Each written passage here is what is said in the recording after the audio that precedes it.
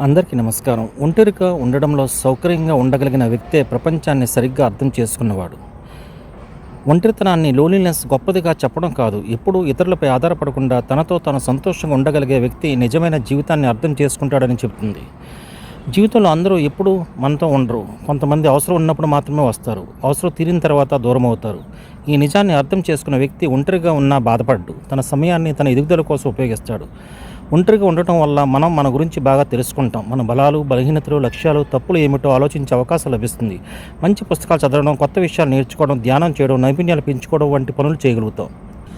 అయితే ఒంటరిగా ఉండడం, సాలిట్యూడ్ మరియు ఒంటరితనంతో బాధపడడం, లోన్లీనెస్ రెండు వేర్వేరు విషయాలు. మనకు కుటుంబం, స్నేహితులు, సమాజంలో మంచి సంబంధాలు కూడా అవసరమే. కానీ మన ఆనందం పూర్తిగా ఇతరులపై ఆధారపడకూడదు.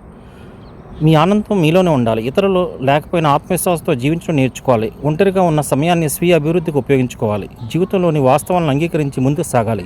మంచి సంబంధాలను కొనసాగిస్తూనే మీ మనశ్శాంతి కోసం ఇతరులపై పూర్తిగా ఆధారపడకూడదు. ఒంటరిగా ఉన్న ప్రశాంతంగా, సంతోషంగా జీవించగలిగిన వ్యక్తి తన విలువను తెలుసుకున్నవాడు.